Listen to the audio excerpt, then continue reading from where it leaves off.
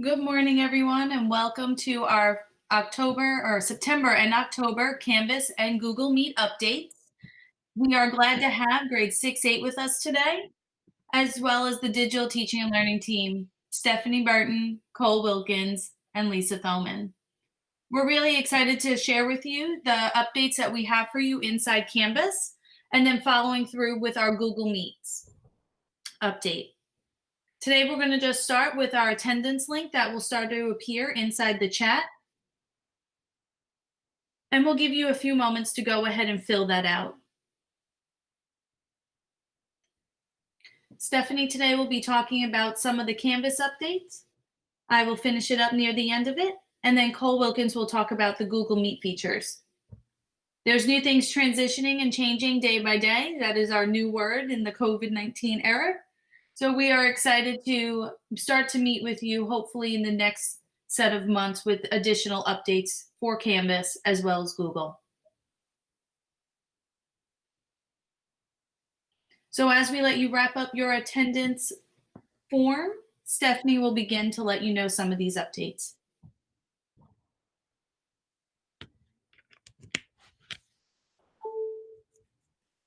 Morning, guys. We are going to transition into Canvas. So if you actually have your Canvas open and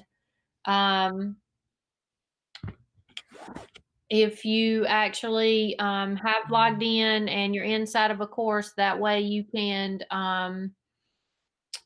look at and make these changes if you decide to and see that hands-on as we're going through it. So the first release we're going to talk about is what's called the new student assignment enhancements release that was pushed out on October the 17th for us at the admin level to open it up. We decided to make that an option for our teachers underneath the settings area. So even though we have it turned on, it is not technically turned on for any of your courses until you do these steps. So we're going to start off inside of one of our courses. We are going to click on Settings, and you are going to click the tab at the top called Feature Options. Now, you've been in this area before, according to our last training on Gradebook Sync, where you had to toggle on the post-grades to SIS, the Student Information System. So that may be the only green check you have in the background. We're going to turn a few more on today. And this is technically where you would go back and turn those off if you decide not to use them in your courses right now. But at the bottom, the last feature that you have there is called Assignment Enhancements Student. That probably has a check of an X, there in that area. You want to toggle that on to turn it green and have a check mark there. We want to transition up about middle ways where you see RCE enhancements. Those are the rich content editor enhancements for the teacher. So we have one for the student. We have an upgrade or update for the teacher as well. So you want to toggle that on. And then based on turning that on, we always want to have our rich content editor doing an auto save, which means it would save whatever you're working on in that content editor area. So toggle that on, which is right above the one for the students. So now that we've changed our settings, what that technically has done for the student, we're going to talk first about the student assignment enhancements. So technically, the way a student previously or normally submits assignment is you create the assignment. The student then goes and locates the assignment either on the to-do list on the right-hand side of the page or in the modules. They open up the assignment. And in order for them to start working on the assignment to submit something, they click the submit button at the top. Now, that takes them to the submit assignment interface. Now, what happens is, depending on what you've set up as the teacher as the option for them to submit, they will see that there. And one of the examples that a lot of you guys use is called the file upload. And they would technically choose the file, and they are used to submitting one file in that location. I do want to let you know, in case you did not know, that they do have the capability of submitting 2 files at a time in that area. And you, as the teacher, if you're utilizing SpeedGrader, you can transition between the 2 files of that student while in SpeedGrader. And technically, that student, after they have found the file and uploaded it, they would click Submit Assignment in the upper right-hand corner, which sometimes students would forget to do. So what this new experience does is it helps the student with being more organized in a transition mode, which requires less clicks for them. So we're going to take you into what that looks like, the new experience we just turned on for our course that we have here. So the student would go over to the to-do list over on the right-hand side, and they would select their assignment, which we have author's purpose located there. So we click our assignment. When we select our assignment in that area, you will notice the change immediately. It has the title, it has the due date, it has how many attempts they have, and then it shows what attempt they are currently on. The new thing that it shows there is a status bar. So it shows the progression of them submitting something. So as we transition down, you have the word details, and you notice that that will collapse as we begin to transition. But what details technically is the area that you built when you were creating the assignment. What did you tell them to do? In this particular one, we want them to watch the video. We actually just suggested that they put done in a text box, but we changed that at the end to do a file upload so you could see what that looks like. So technically, you do have the capability of the text box and other features in this area. So we incorporated a YouTube video. We embedded that there. Now, here is where we asked them to submit a file upload.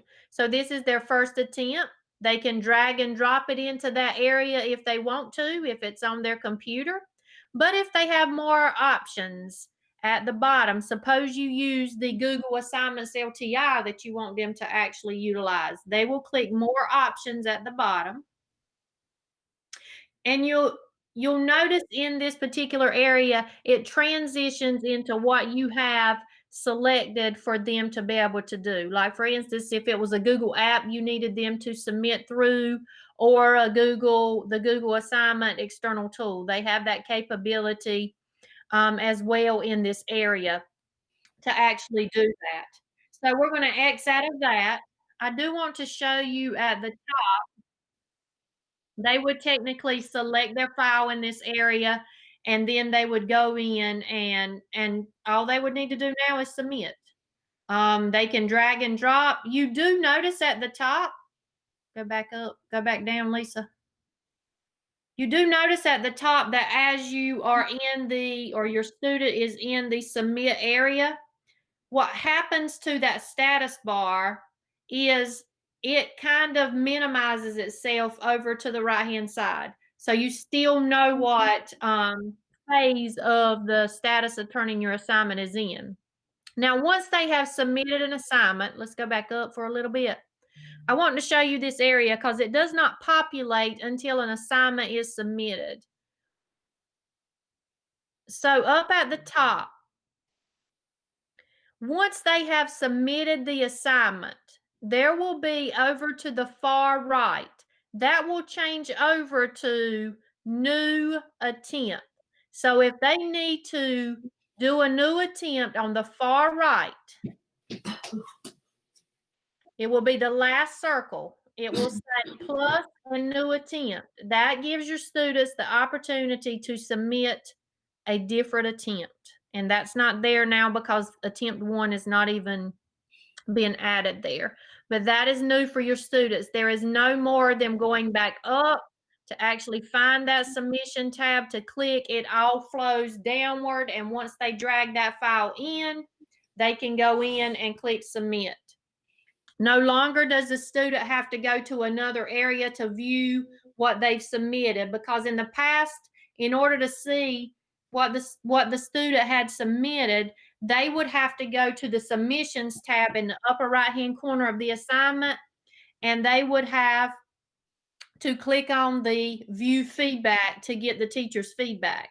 Now, the good thing about this new add-on is once they submit the document, they are able to see the document itself as well as any annotations or comments that the teacher has made in SpeedGrader. It just automatically populates for them. Okay. So let's talk about assignments with limitations, which means it is not currently supported. When you select no submissions as a type of submission for your students, that does not utilize this interface. Neither does the selection of on paper submission. If you are doing group assignments, like sometimes you choose to do group assignments, those currently do not use this interface either. But what does happen with group assignments when you create them is you don't have to turn this off. It automatically reverts back to the old method of submitting and looking at that assignment, okay? Now, for your quizzes and your discussions, they remain the same, which means if I'm using new quizzes, students still submit the same way. This is only for the assignments interface, okay? So what does this support as far as submissions? This supports online and external tools, such as your Google LTI 1.3, 1.0, your media recordings, if you had them to do an audio or a video. If you did a text entry, like say you're doing Delta Math and you wanted them to submit in the assignment box done when they're finished, or Study Island or iReady, you technically can create that text box, which then gives them that assignment that they're finished. Anything that is online is supported by this. Your file uploads, your website URLs that you select, okay? So you do want to make sure that your students technically understand this. A good way to do this would be to demonstrate it live. So if you're going to turn it on in your course, go ahead and demonstrate it with your students on how to add that assignment. You can also do a live recording in Student View, which is what we're actually using right now. So you can do a live recording there. Just make sure to include how to submit something again, like their new attempt on the end, talk about the progress bar, and how they can click new attempt at the end if they need to submit something again, okay? So that is technically our new enhancement for student assignments. We want to transition over now to what's called the rich content editor enhancements for you as the teacher. And, sometimes we think that, changes are, just something else we've got to add on. But these enhancements are to support the student. The student assignments was pushed out October the 17th. The rich content editor for teachers was actually turned on in September. So as Lisa said before, these are updates for September and October. So at the admin level, we turned on Rich Content Editor, which again, we will state is optional for you to turn on, because we made it optional because the look of your toolbar is going to look a little bit different when you create assignments. Meaning that there's more enhancements for you as the teacher, but the location of the apps and the tools are technically under different looking icons. So we want to talk about that. So let me refresh you of where to turn this on at. Inside of each of your courses, you're going to go to Settings. You're going to select Feature Options as your tab at the top, and you're going to toggle on. Okay? So let's take a look at this rich content building tool. When I go into my assignment to build it, and I'm technically in the editing mode, when you see this assignment and you see editing, so as I'm building it, technically we've already built this one for time. So I'm in here and I'm getting ready to build my assignment. You'll notice that the toolbar automatically looks different than what you're used to, okay? So we're going to talk about some changes inside of here. Underneath your format tab at the top, some of these same functions that you have underneath the edit, view, insert, format, tools, and table, those are also located on that toolbar. But you have the capability to add different fonts now. So if you wanted Comic Sans, you have that capability now to select the different font. Now, let's talk about in the lower right-hand corner of our text editor area. We're going to come back to that area in a second, but I do want to point out a few things there and then transition back up. You do have your word count there. That counts your words in your text, in your content editor area. The little icons beside of that is your HTML. So if you wanted to work in your HTML or embed something inside, you technically would click there. You have your full screen. So now you have the option to click full screen beside of HTML. And then you have your little handlebars on the far right where you can expand the text editor area, which means it will become larger as you click on those handlebars to increase that area for you. Now, let's talk about a few things up at the top. Most of the things to the left are the same, and you're familiar with those. We're not going to waste your time and go over that. We do want to talk about some new additions. So under the links icon, you now have two options here. Inside of that area, you have external links. External links means I'm going to pull something in from the outside. So if I wanted them to complete something in Delta Math or Study Island or iReady link, I would go there, select that. I would put the title in the text area and I would copy and paste that link in there. Okay. So in that area,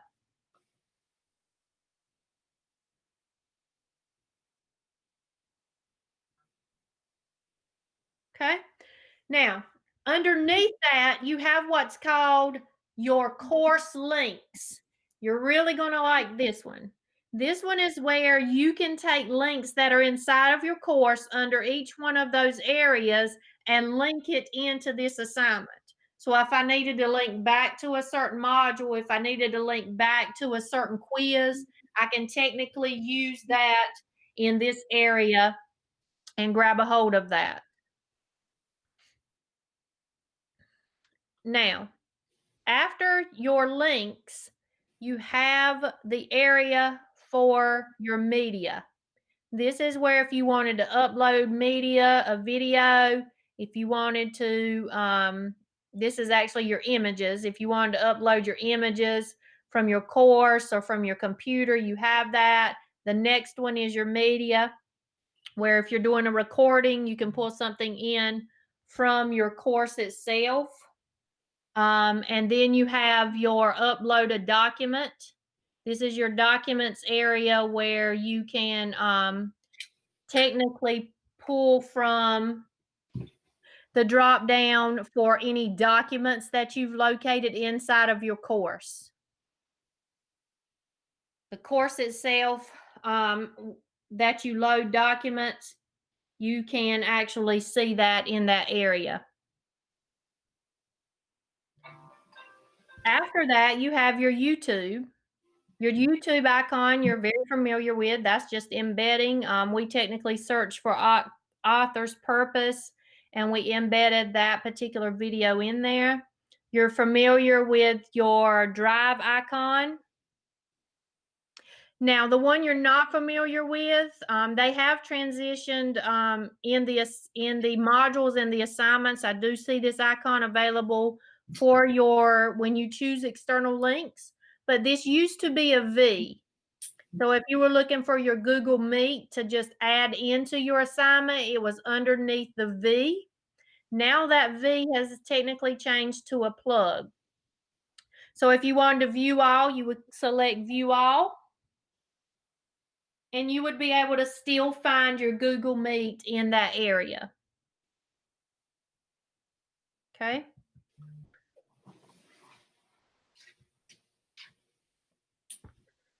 And you would select that, and you'll notice that your Google Drive external tools are there as well. Now, lastly, we're going to talk about the three dots at the end.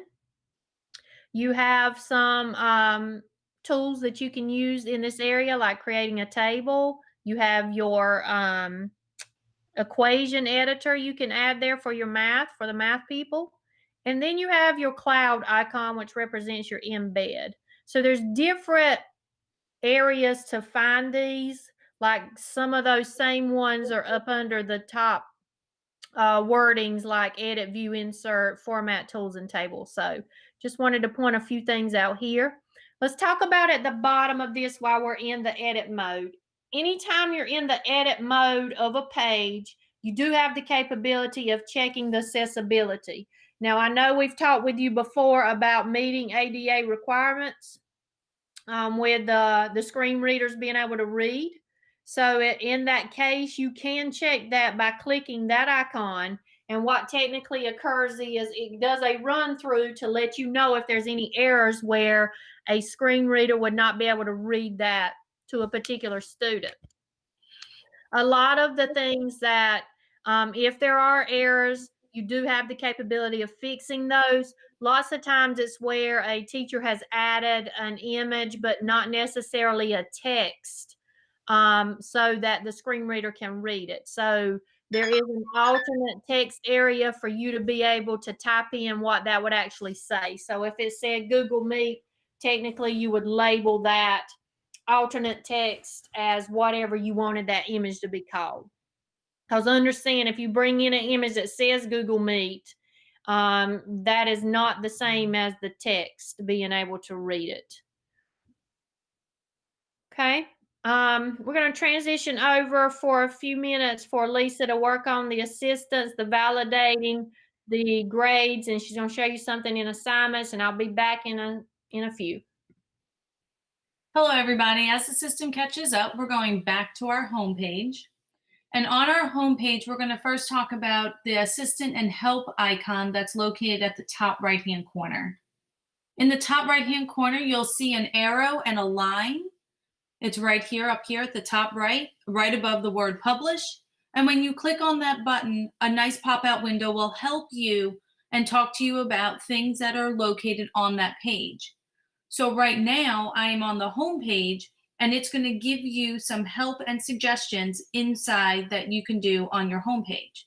If you were in modules or in other areas such as rubrics or syllabus, it would then give you other options through that pop-out window.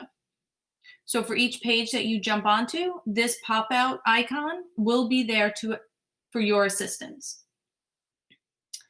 Validating your links is another great option. I'm going to come over to the left-hand side and click on Settings. And as it loads, I'll talk to you about what validating links in content is. Validating links, as we all know as teachers, we always have them jumping out into the World Wide Web, the internet, so that they can see other things, view video, view different content on the internet. This area for validate your links is going to make sure that none of your links are broken. So over on the right-hand side, you will see the words validate your links or validate links in content. This area should look familiar to you as we were on there earlier today for feature options.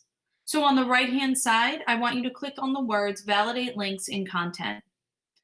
This area will populate with information that is going to be very useful for you if, in fact, your links or a link is broken.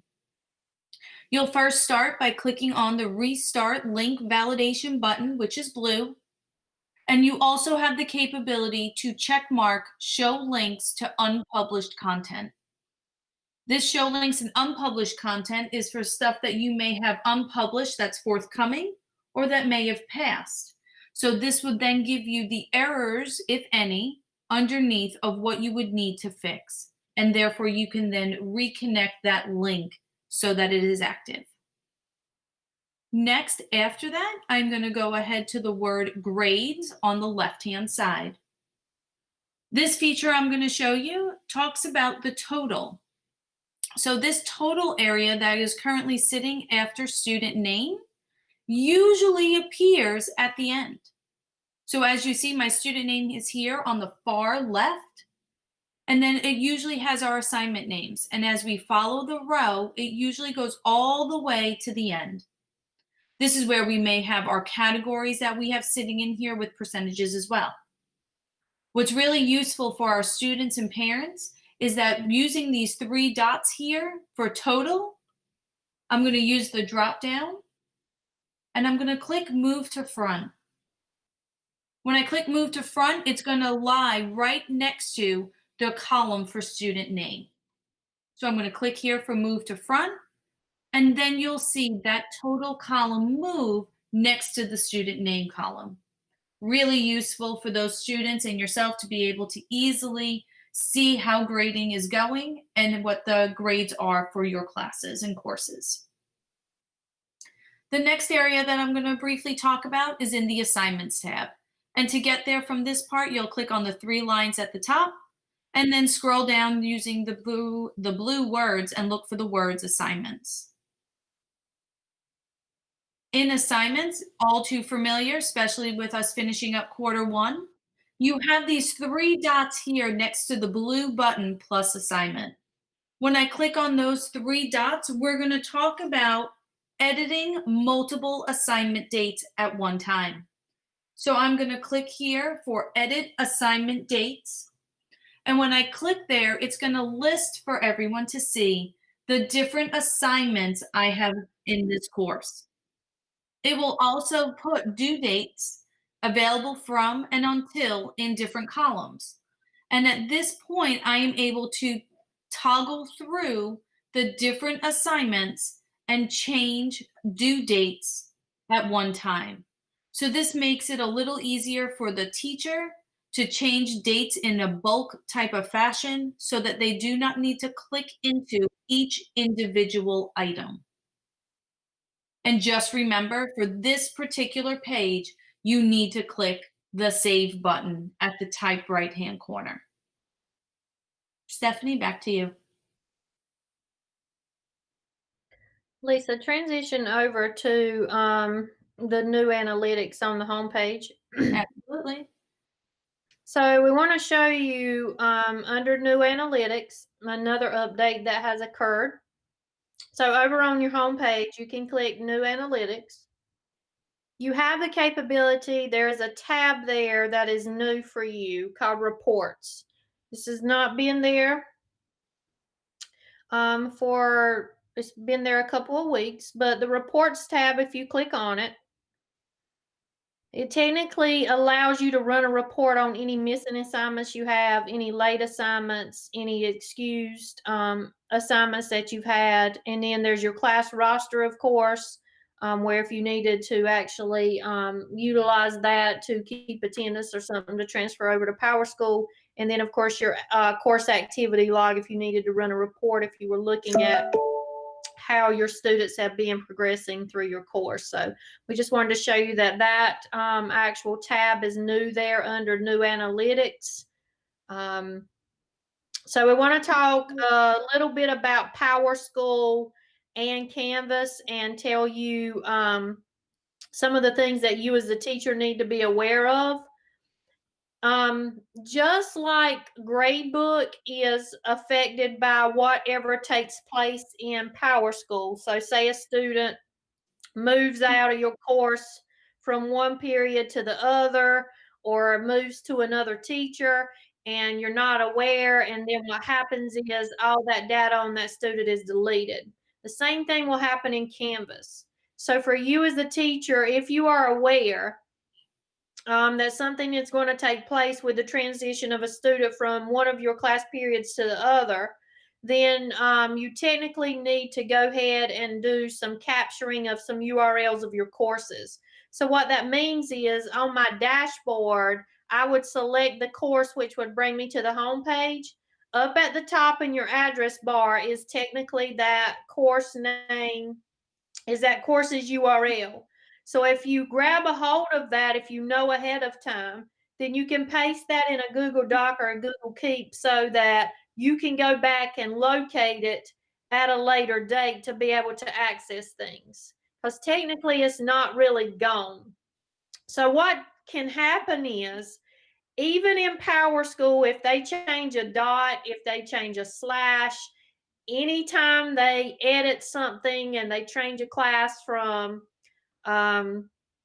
maybe it is a regular class to an EC class, they've made a mistake. Anytime they do that, a new course is created in Canvas. So any editing, like say for instance at the high school when they change something from a regular course to an honors course, that technically is going to create a new course, which means the teacher and the enrollments will go to that new course. So what you need to be aware of is if this is going to occur or if a student is going to move, go ahead and grab a hold. If they're going to do something to your course to change it, grab a hold of those URLs. And we can always try to go in and search for it on the admin side because technically the course itself and the grades are still there, okay? In Power School, there is, in your grade book, there is an icon in the upper right-hand corner. It has a question mark. So in Power School, the help button, there is a document in there called copying grades from one section to another. So if a student is moving from, say, your second period to your fourth period, you can copy grades and transition them to your other section if that student is staying with that teacher, and copy the grades from one section to the other. If the student is moving to another teacher, you can still, there's a document there showing you how to export and share those grades with that other teacher, okay? So just some documentation in Power School to help you with that. Now we want to take a look at, we have pushed out this week on your navigation bar, Britannica School. Britannica School is the external URL that will link directly to it so you do not have to log into NCYZAL. So once you click it, you would select the grade level there between your elementary, middle, and high. And then they are the resources and the materials that you can utilize are found right inside underneath the specific grade level that you are looking for. But this is just an easier way for you to access materials to assist you with NCYZAL. A couple of websites that we wanted to bring to your attention. The first one is called Wide Open School, and I'm going to post that in the chat for you to be able to access. This is part of Common Sense Media, which we use a lot with digital citizenship, but these are daily activities inside of here to help you with remote learning. So if I was learning about pi in math, I technically have an activity there that's for grades 5 through 7. So all you do is click on the actual link or the title of the activity or lesson plan that's there, and it takes you through the processes of that actual activity. There are some STEM activities in here. There are also lesson plans to assist you and the capability of reading some things to your students. So take some time and actually look at that link that is in the chat. Also, the other one that we want to show you is called, it's the one where it has interactive templates. So if you do not have this site, this is a good site for you to be able to copy interactive slides for any content area. So if I wanted to utilize the one that had the insects on it, I would technically click on that and it will force a copy. So what that means is that becomes my copy to use. So any of these interactive slides you can utilize in your content areas. The last thing I'm going to bring to you is called the Web Paint Chrome extension. The Web Paint Chrome extension we pushed out across the district from the web store. So where will you find that? You will find that in your Chrome browser located to the right. It is a puzzle piece. The puzzle piece, when you click on it, you have to scroll down to the word Web Paint.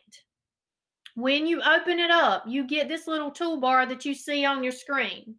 This toolbar will allow you to work on or write on websites, Google Docs, Google Slides, any kind of Chrome app that you can pull up, you have access to actually work on that. So if I wanted to write on something that a student, say I had a presentation that I was showing them and I needed to write something or highlight something, you have that capability with those tools right there to use that. So some great tools for you. Also some great updates inside of Canvas itself. I am going to transition over to Cole. He's going to talk to you about the Google Meet updates. Good morning, everybody.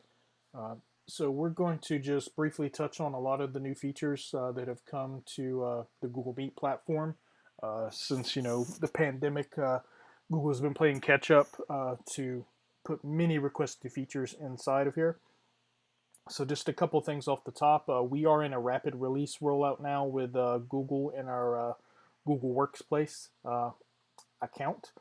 So basically, we're going to see features immediately as soon as they're launched to customers. We should see those. We also have a little bit of a head start specifically when it comes to Google Meet. We applied to get into the Google Meet Early Access program, and we were thankfully accepted.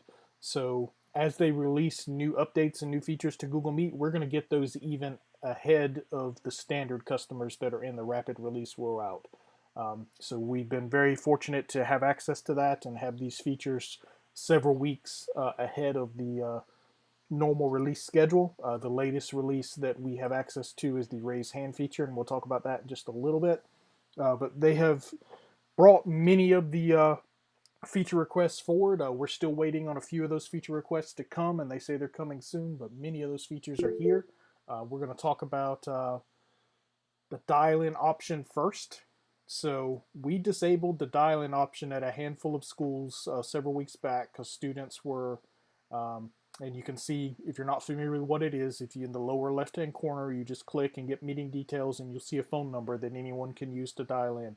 Several schools had issues with students just causing mischief and disruptions by dialing in from different phones. And when you would kick the phone number out, they would just dial in from a different phone number because it's very easy to spoof a phone number and get a different number. So we disabled that feature. So if you were at one of those schools that requested those features to be disabled, it is very important that the teacher creates a new Google Meet link. Any prior created Google Meet links that still had that dial-in option present is still going to remain there. It's not going to get removed. So you have to retire those old Google meetings and just create new Google meetings with new Google Meet links that will have that dial-in option disabled and share those with your students. If it's on a reoccurring weekly or daily basis, whatever the option may be. So if you were one of those schools, just please make sure that you do recreate those meeting links. And if you're at a school that's having issues, just reach out to your administration. They can get in touch with us and we can turn that off for you as well. The other thing I want to talk about is noise cancellation. This is a new feature that we've had for a few weeks. So it's in the lower right-hand corner under three dots. So we're going to click our three dots and then go into settings at the very bottom. And then under audio, it should be right there in the middle. So this is something to help limit distractions. If you have a noisy AC unit or, if it's, just a creaky old building, or if you're typing a lot on the keyboard or doors closing, outside construction noise, it helps eliminate that. Just realize that noise cancellation will not do anything to a human voice. So if you have a TV on in the background, or if you're in a crowded room and there's a lot going on, it's not going to help you out at all if there's human voices in the background. And also remember, audio captured from screen sharing will not be affected by noise cancellation, but if you are in the arts program and you're listening to music or playing musical instruments, you probably want to leave noise cancellation off because it might interfere with the audio from that. So next thing we're going to talk about is the host controls, which you can access into the settings as well. So this is where you can get to the quick access features. So when that's turned off, only people invited by the host can join without asking. Anyone else must ask to join, including people through that dial in. People are not allowed to join anonymously. They have to have a name there, and only hosts can dial out of the meeting to add someone to the meeting if they need to. So we probably recommend that you turn that off. You also have the ability to turn off screen sharing and chat. So if you don't want students sharing inappropriate content, definitely turn that off. If you also don't want students discussing a lot of things in the background that maybe is not relevant or not appropriate to the class, you have the capability to turn the chat off. There are some new features in the activity section, which we'll look at in a little bit, about a Q&A functionality as well as a poll functionality that you could leverage if you didn't want to use chat and might be more effectively used. So let's talk about captions. So let's go ahead and click X out of that. We're going to go back to those three dots in the lower right hand corner. Now captioning used to be in the main menu bar at the bottom, but they moved it into here. And we don't see it, unfortunately, as part of the screen share. But used to, when you turn captioning, it was a simple on or off. Now when you turn captioning on, it does present a box and gives you a language selection feature. English is currently the only language there, but that would seem to imply to me that they're going to get support for additional languages hopefully soon. So if you need someone that needs captioning in a different language, hopefully that support is coming, and you see there on the screen how it comes. Just keep in mind that if you do enable captioning, it is not in the recording. So if you have captioning turned on, it is not going to be in the recording of the Google Meet. We do encourage you to record your Google Meets with your students. And realize this is a user preference. So just as one person cuts it on, everyone is not going to see it. It's entirely a user preference that they can enable and disable at will. All right, so the next thing, we've already talked about, blocking participants from joining. And if someone knocks twice, if they're not invited and you reject them twice, they won't be able to knock that third time to get into the meeting. You can also remove someone at any time by simply going to the people section and hover over their name, and you'll see a minus symbol, so you can kick someone out. So if you have a student that's being disruptive and you just need to get them out of the meeting because they're just causing too much of a distraction or you're not able to continue with the class, you can select their name and then under more actions, I believe there, and you'll be able to basically remove them from the meeting, and then they will not be able to rejoin the meeting. Now, if you accidentally kick someone out by accident, you are going to have to hit that add people button up top and send them a new meeting link, because since you remove them, they will not be able to rejoin without you re-inviting them back to it.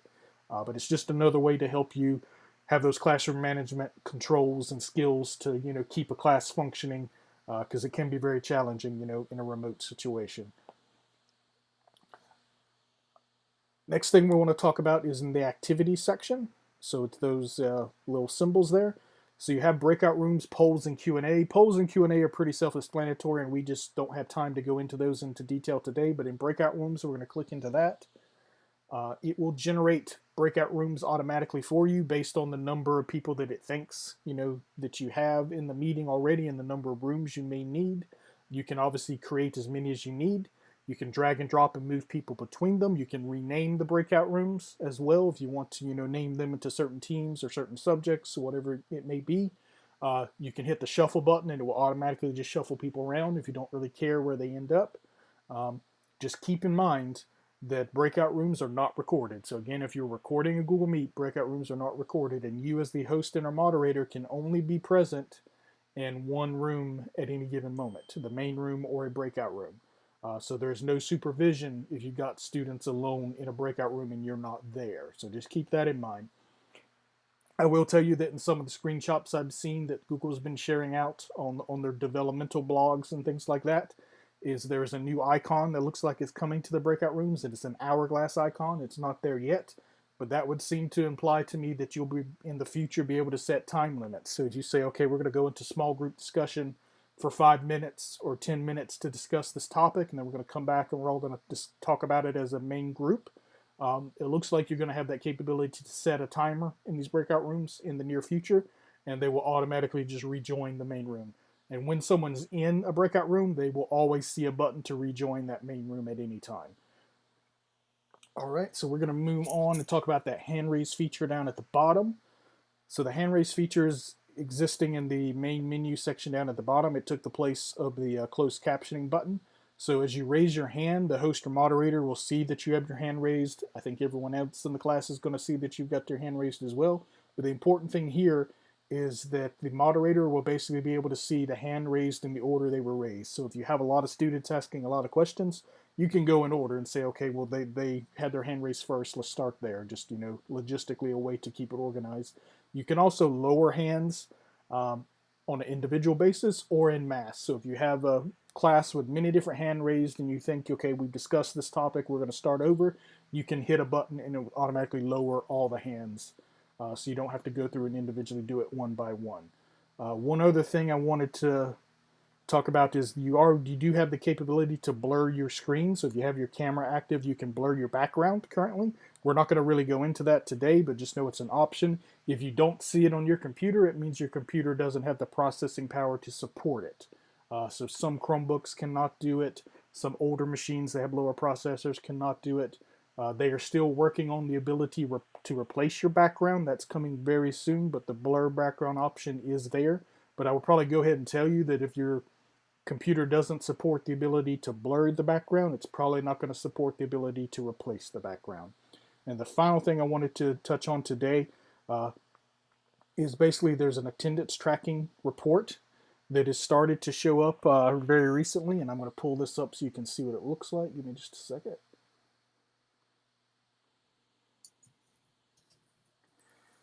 So at the conclusion or the end of any Google meeting, the host or moderator is going to get a CSV file that's automatically emailed to them from Google. And it's going to list the names, the email addresses of everyone that was present in the meeting, how long they were present in the meeting, and the time that they joined and exited that meeting. This is meant to be basically an official attendance tracker. I know there have been some third-party plugins and functionalities to give you something like this. There's also been third-party plugins to give you that hand raise feature. There was a third-party plugin to give you a breakout room capability, and then there was an additional third-party plugin that were all unofficial, not officially supported by Google, that gave you, a highly advanced grid view format. Grid view now will support up to 49 people in a grid, leaving that one additional space for you for the 50th person, because you can turn on to where you can see yourself now in the grid, which is very handy. But if you're not seeing these new features or having issue with these new features, I would tell you to make sure that basically all these old unofficial third-party plugins that you got them disabled or turned off, because they can definitely interfere with some of these new official features and functionality. So just go up into your Chrome extensions and just, I would say, disable them, turn them off, or just flat out remove them, because they have been known to cause issues with Google Meet and these new features. So if you say, I don't see this or it's not working right, just disable all that third-party stuff, and I think you'll probably be okay from there. But that's all I have to discuss today when it comes to Google Meet. I'm sure when we meet next month, there'll be some more new things to discuss.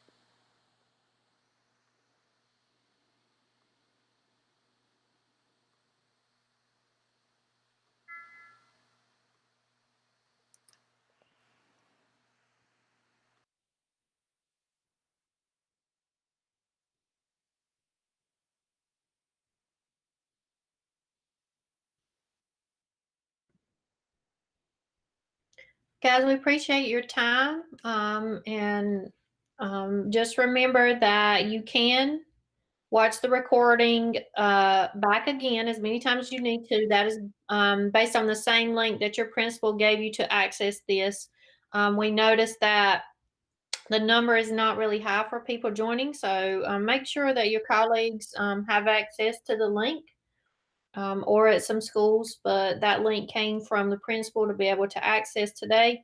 And just make sure that the things that you are seeing on Facebook and any other social media platforms, just understand that sometimes those are not, you know, specific to the needs of PSRC, and our recordings and what we go over is specify for our district only. And that way that supports you and you know what's going on inside of our district. But we do thank you. We thank you for everything you do every day. If you need us, you know how to email us and get up with us. But we appreciate everything. We hope you have a great weekend.